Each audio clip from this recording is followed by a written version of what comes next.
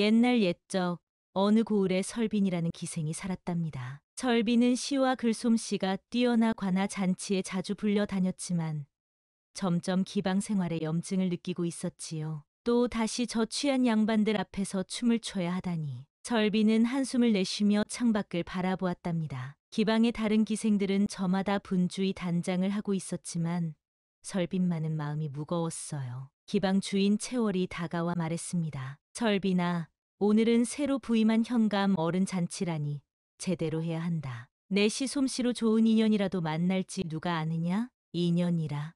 설빈은 쓴웃음을 지었어요. 기생에게 무슨 인연이 있겠습니까? 그런 말 하지 마라. 너만큼 총명한 기생도 없잖니. 시조한 수면 양반들이 모두 넋을 잃고 듣지 않더냐? 설빈은 고개를 저었어요. 그런들 무엇하겠어요?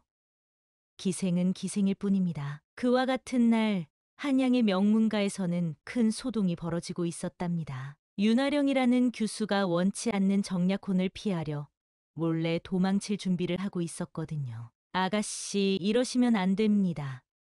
윤아령의 유모가 애타게 말렸어요. 유모, 나는 그 사람과 결혼할 수 없어요. 한 번도 본 적 없는 사람과 어떻게 평생을 함께 살라는 겁니까?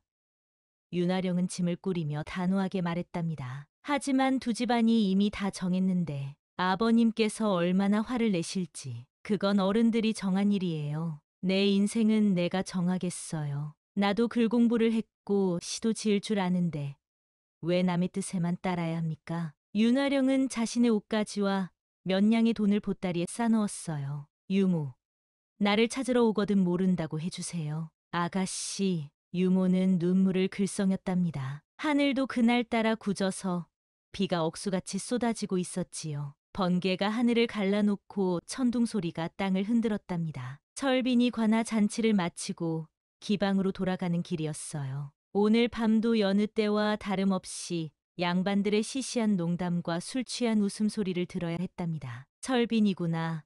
오늘 밤 시조가 참 좋았다. 어떤 양반이 뒤따라오며 소리쳤어요. 설빈은 빨리 걸음을 재촉했답니다. 갑작스런 폭우에 온몸이 흠뻑 젖었어요. 이런, 비가 이렇게 쏟아지다니. 설빈은 서둘러 비를 피할 곳을 찾았어요. 그때 길가에 화려하게 꾸민 가마 하나가 서 있는 것이 보였답니다. 붉은 비단으로 장식되고 금실로 수놓인 고급스러운 가마였지요. 잠깐만 비를 피해도 될까요? 설빈은 가마꾼들에게 물었지만 비바람 소리에 묻혀 들리지 않았어요. 가마꾼들은 모두 우산을 쓰고 나무 그늘에서 비를 피하고 있었답니다. 어쩔 수 없이 설빈은 가마에 올라탔어요. 잠깐만, 정말 잠깐만. 하지만 이게 웬일입니까? 그 가마는 다름 아닌 신부 가마였던 것이지요. 가마 안에는 신부의 예복과 족두리가 정성스럽게 놓여 있었답니다. 어머, 이건 신부 가마구나. 빨리 내려가야겠어. 하지만 가마꾼들은 비에 젖어 앞도 잘 보이지 않는 터라 비가 그치자마자 서둘러 가마를 들어 올렸어요. 설빈이 놀라서 소리쳤답니다. 잠깐 저 내려주세요.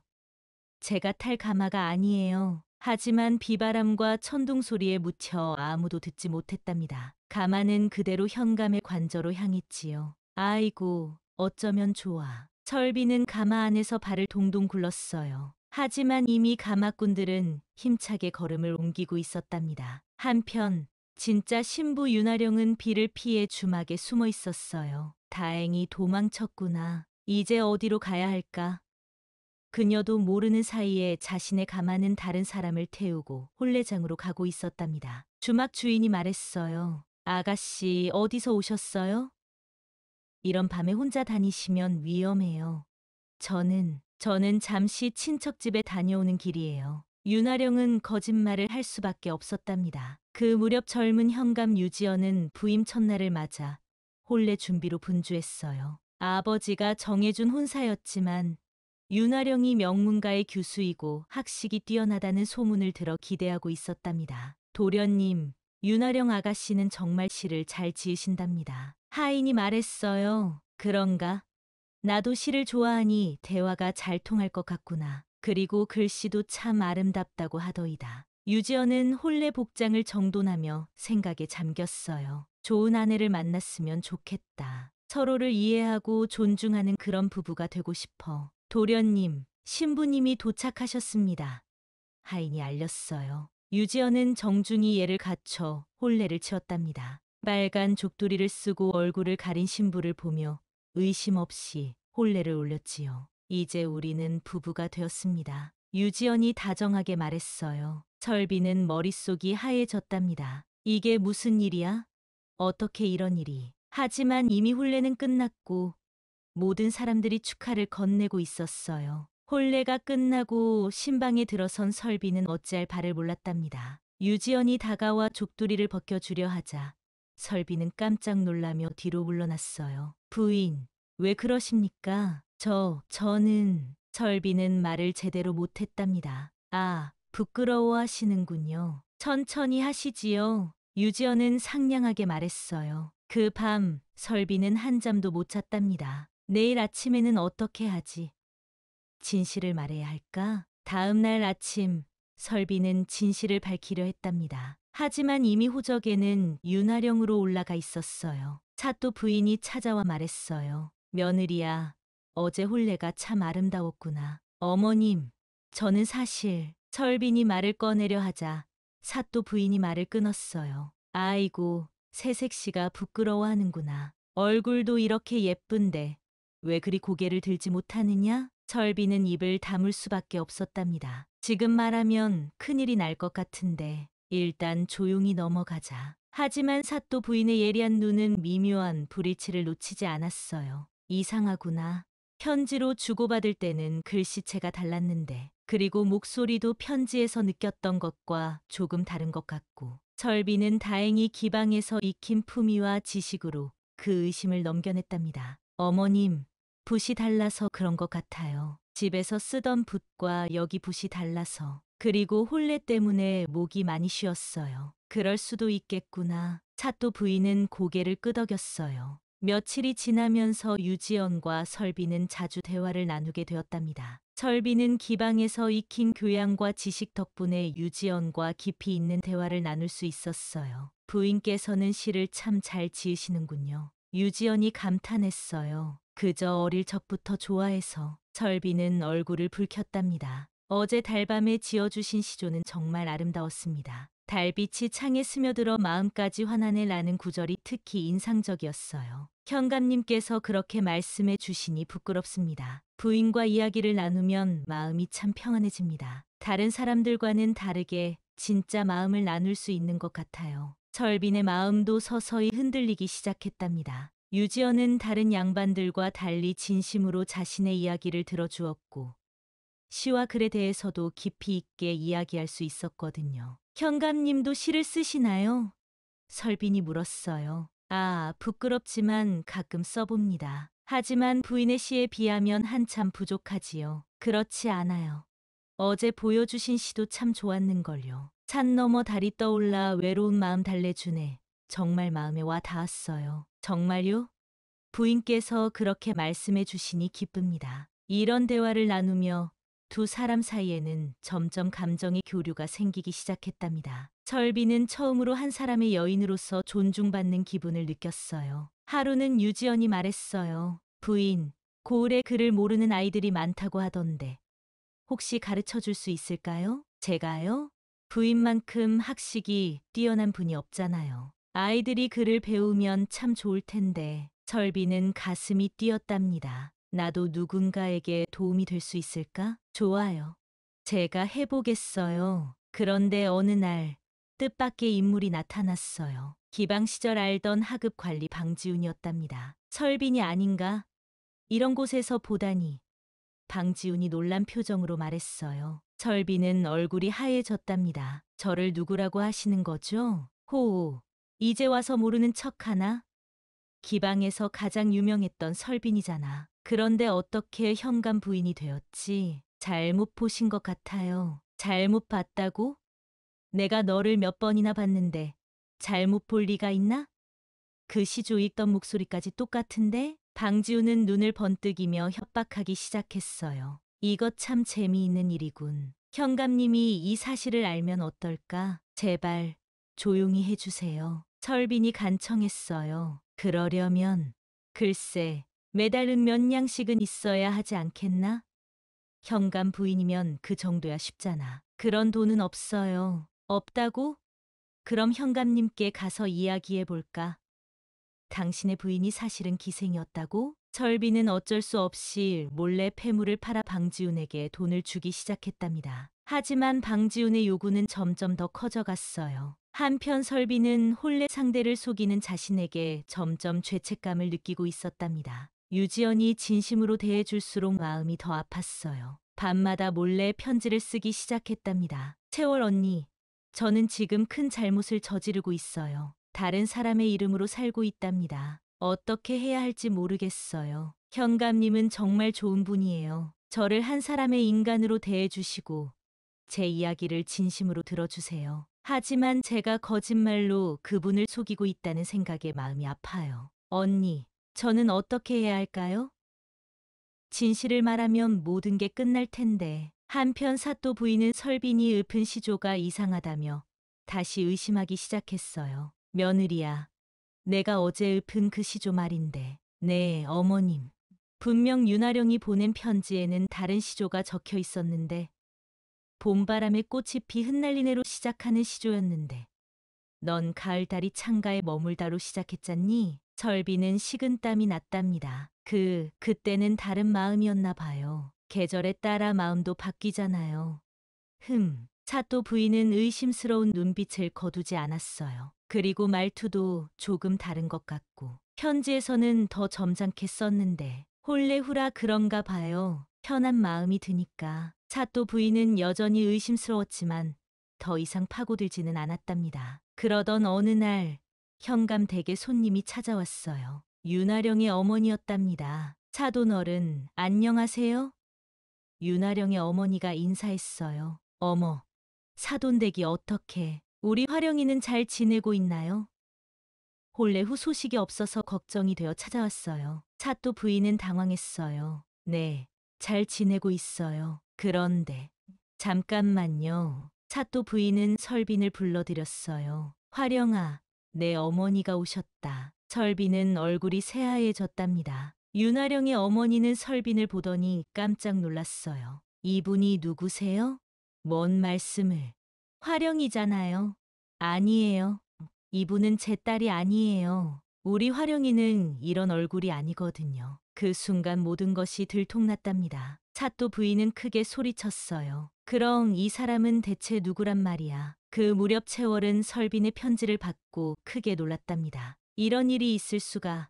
설빈이가 지금 어디서 무엇을 하고 있는 거야? 채월은 곧바로 그 고을로 향했어요. 설빈을 구하러 가야 한다고 생각했거든요. 한편 진짜 윤아령은 여러 고을을 돌아다니며 숨어 지내고 있었답니다. 하지만 돈이 떨어지면서 점점 어려워졌어요. 아가씨, 여기서 뭐 하세요? 어떤 아낙네가 물었어요. 저는 먼 곳에서 온 나그네입니다. 혼자서 이런 곳에 있으면 위험해요. 집이 어디세요? 윤아령은 대답할 수 없었답니다. 집으로 돌아가면 또 다시 원치 않는 결혼을 해야 했거든요. 그런데 웬일인지 며칠 후부터 윤아령이 고을에 나타났다는 소문이 돌기 시작했어요. 진짜 윤아령 아가씨가 어디선가 나타났다더라. 그럼 지금 현감 댁에 있는 분은 누구란 말이야? 글쎄, 뭔가 이상한 일이 벌어지고 있는 것 같아. 소문은 눈덩이처럼 커져갔답니다. 급기야 현감 댁의 한 하인이 설빈의 정체를 폭로해버렸어요. 제가 확실히 봤습니다.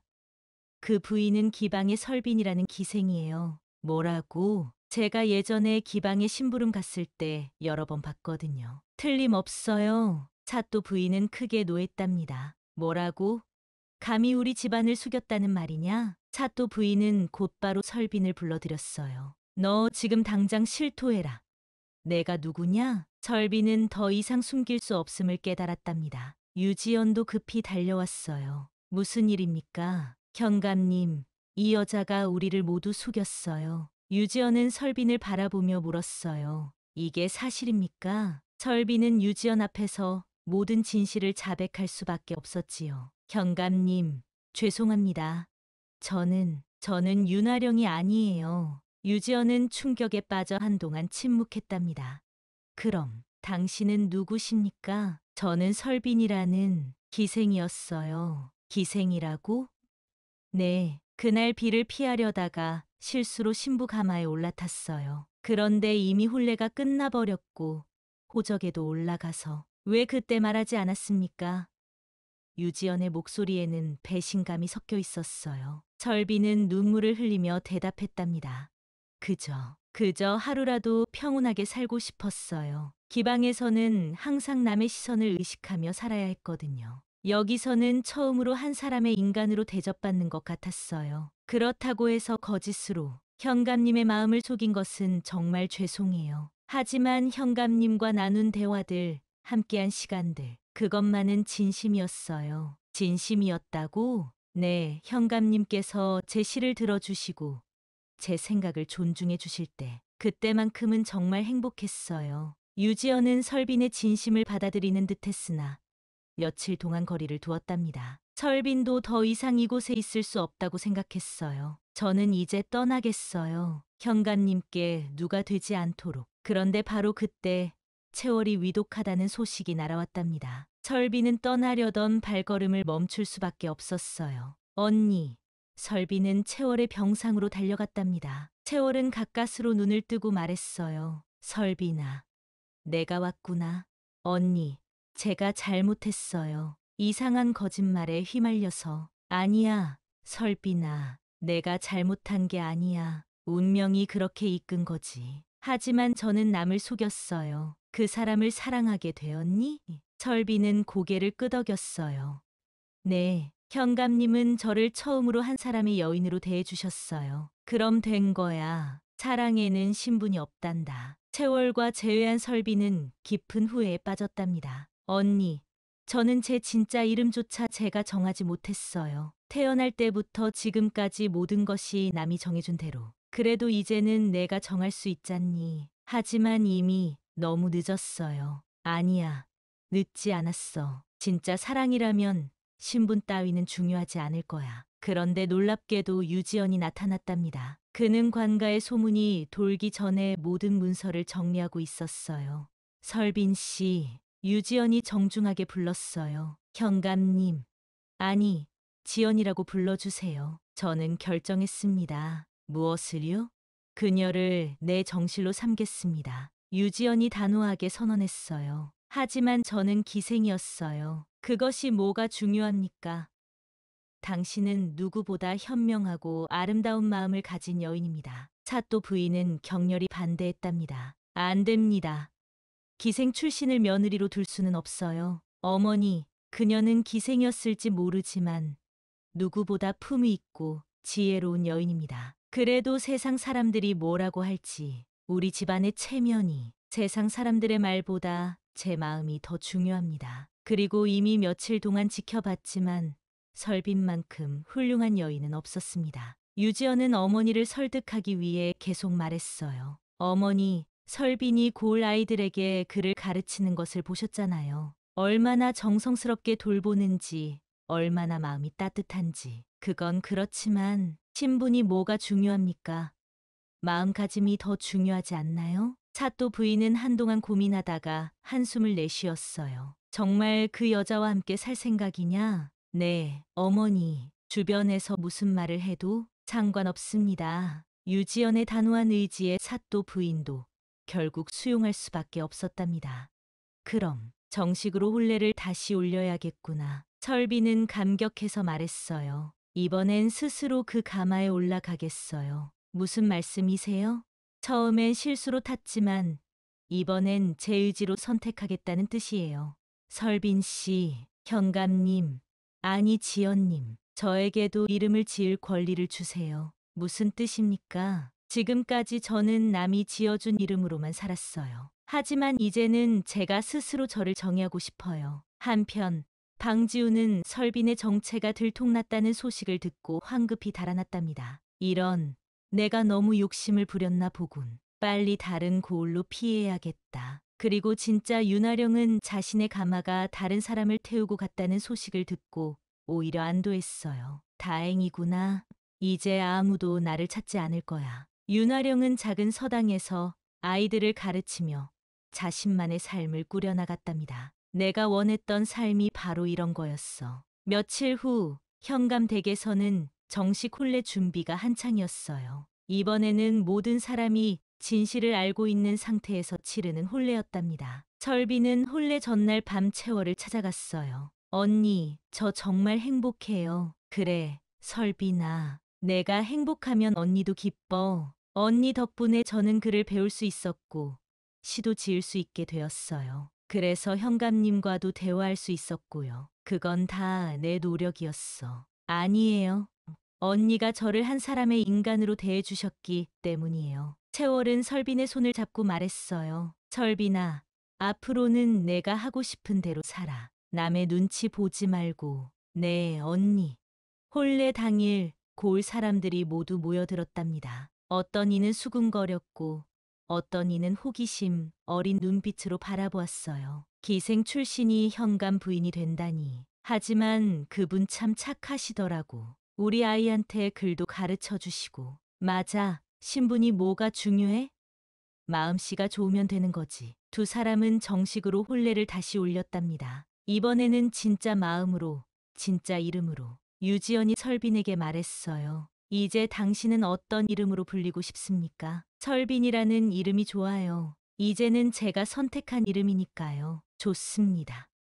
설빈. 혼례가 끝난 후 설빈은 고을 사람들에게 인사했어요. 앞으로 잘 부탁드립니다. 한 할머니가 말했어요. 아이고, 부인님. 우리가 더 잘 부탁드려야지. 부인님이 우리 손자한테 글을 가르쳐 주신다니 정말 고마워요. 설빈은 현감 부인으로서 고을 백성들을 위해 많은 일을 했어요. 글을 모르는 아이들을 가르치고 가난한 집 딸들에게 바느질을 알려주기도 했답니다. 어느 날 한 아이가 물었어요. 부인님, 글을 배우면 뭐가 좋아요? 글을 배우면 내 생각을 글로 쓸 수 있단다. 그리고 다른 사람의 생각도 읽을 수 있고. 그럼 저도 시를 쓸 수 있어요? 물론이지.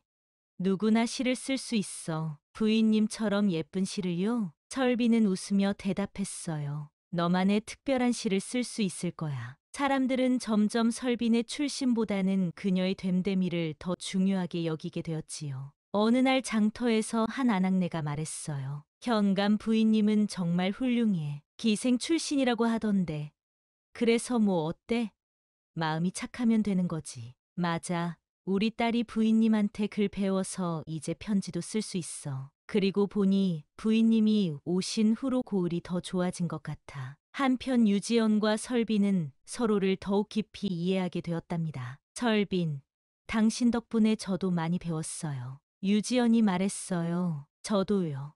현감님. 아니, 지연님 덕분에 진짜 저를 찾을 수 있었어요. 앞으로도 함께 이 고을을 잘 이끌어 갑시다. 네, 함께요. 어느 가을 저녁, 두 사람은 달빛 아래에서 시를 읊고 있었답니다. 설빈이 시조 하나를 읊었어요. 가을밤 달빛 아래 진실한 마음 하나 거짓 속에서 찾은 참된 사랑이로다. 유지연도 화답했어요. 잘못된 길이었으나 올바른 곳에 이르렀네. 운명이란 참으로 묘한 것일세. 사또 부인도 처음에는 못마땅해 했지만 시간이 지나면서 설빈을 진정한 며느리로 받아들이게 되었답니다. 설빈아, 처음에는 미안했다. 내가 이렇게 훌륭한 줄 몰랐어. 어머님, 저야말로 처음에 거짓말한 것이 죄송해요. 이제 그런 이야기는 하지 말자. 우리는 진짜 가족이야. 몇 년이 지난 후 설빈과 유지연 사이에는 아이도 생겼답니다. 설빈은 아이에게 글을 가르치며 말했어요. 얘야, 세상에는 여러 가지 길이 있단다. 때로는 잘못된 길로 빠질 수도 있지만 중요한 건 진심이야. 아이가 물었어요. 엄마는 어떻게 아빠를 만났어요? 설빈은 미소를 지으며 대답했어요. 엄마는 비를 피하려다가 잘못 가마에 올라탔단다. 그럼 잘못한 거네요? 응, 잘못했지. 하지만 그 덕분에 아빠를 만날 수 있었어. 그럼 잘못한 게 좋은 일이 된 거예요? 때로는 그런 일도 있단다. 하지만 거짓말은 하면 안 돼. 엄마처럼. 혼례 후에도 사람들 입에는 그녀는 기생 출신이라는 말이 남았지만 동시에 가장 품위 있는 사대부 부인이었다는 평이 뒤따랐답니다. 어느 날 고을에 새로운 관리가 부임해 왔는데 그가 물었어요. 현관 부인은 어떤 분입니까? 고을 사람들이 대답했어요. 훌륭한 분이시지요. 아이들 가르치시고 가난한 사람들 돌보시고. 그런데 기생 출신이라던데 그게 뭐가 중요해요? 마음씨가 좋으면 되는 거지. 그렇게 설비는 잘못한 가마 덕분에 진정한 자신을 찾을 수 있었답니다. 처음엔 실수였지만 그 실수가 그녀에게는 가장 소중한 선택이 되었던 것이지요.